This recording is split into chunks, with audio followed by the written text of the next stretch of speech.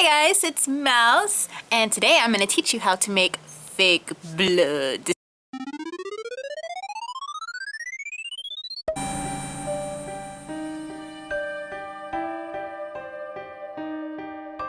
So, 'tis the season.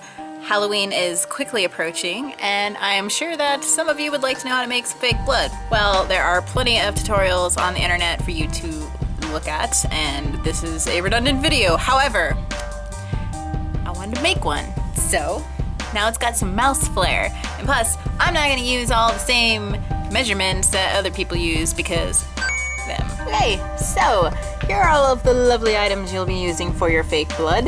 You have a 1/4 cup of water, red food coloring, this thing that really all you need out of it is the blue food coloring, corn syrup, chocolate syrup, something to put your fake blood in, something to stir your fake blood with, something to test your fake blood on, a wet paper towel because it's sticky, and something to wipe your hands on, because that.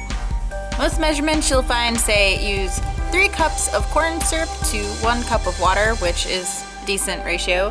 However, I found that despite following the other tutorials myself, my concoction was a little bit too watery for my tastes, and since I was doing a photo shoot, I needed it to be really thick, I needed it to be really dark, and it just wasn't working. So that's what it looked like before I started just adding everything to it, and this is what it looks like after.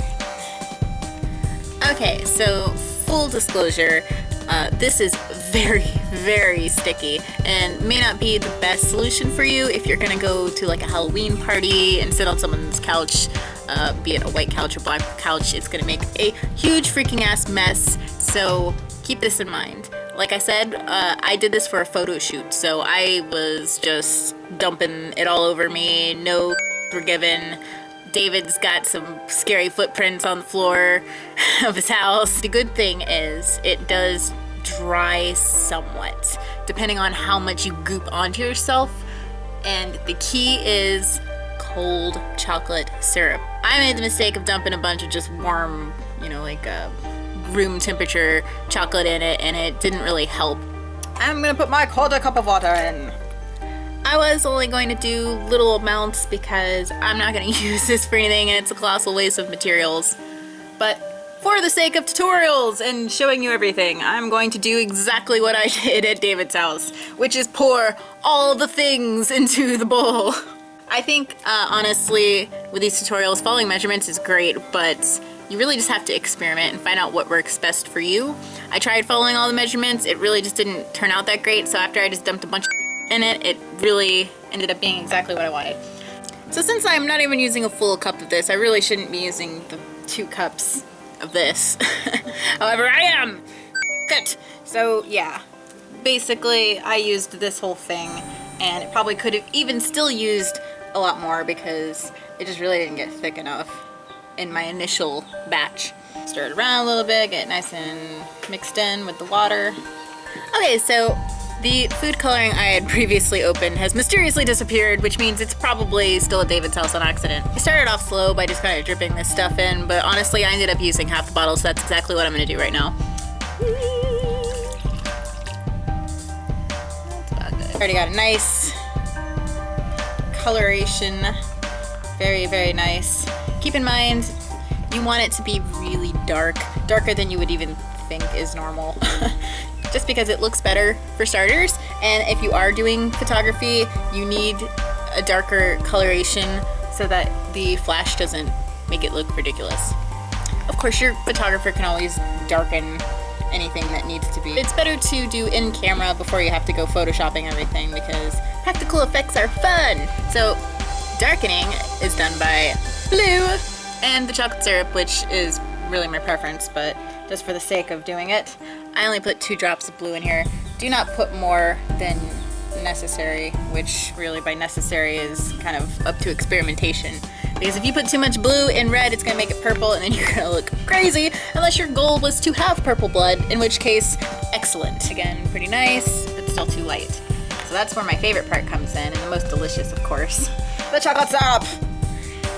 So, pro tip, I ended up just dumping chocolate syrup on myself in the places, the neck and the head, where it needed to be really dark, because it actually looks really good. It looks like a lot of thick ass woundage happened, and oh god, this smells delicious. So I just put a little chocolate in there, but oh, it smells so good. The hardest part of the photo shoot was not eating the blood. Oh yeah, that's nice, but a little, actually 2 chocolates, so let's dump a little bit more of that in. So I threw away my costume after the shoot because it's covered in chocolate syrup, so it's completely useless to me. So I can't tell you if it will stain clothes. However, I can tell you that it washes off super easy from your skin and your hair, so you don't have to worry about that. I went, hopped in the shower, and it was just like bam, right off, and it didn't stain at all my skin. Oh, this is nice. Very nice. But who needs a spoon to show you exactly what's going on? Let's test this.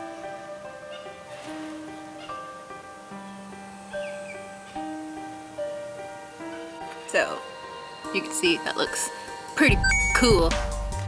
Real blood, it looks better if you just drizzle, or if you even can splatter it a little bit. If you're doing something like freaky, don't just like dump it on you, because you're gonna look really stupid. I watch a lot of Forensic Files and First 48, but seriously, you don't want to see it on the paper towel. You don't want to see it in the bowl. Let's just dig in.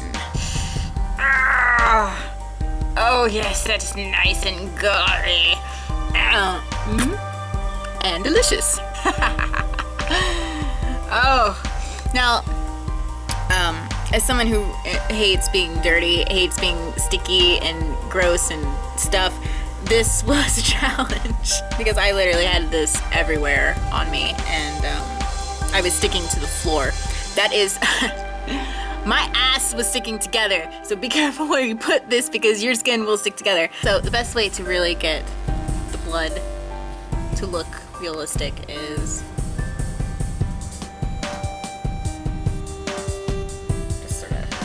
splatter it a little bit. You don't want to go overboard.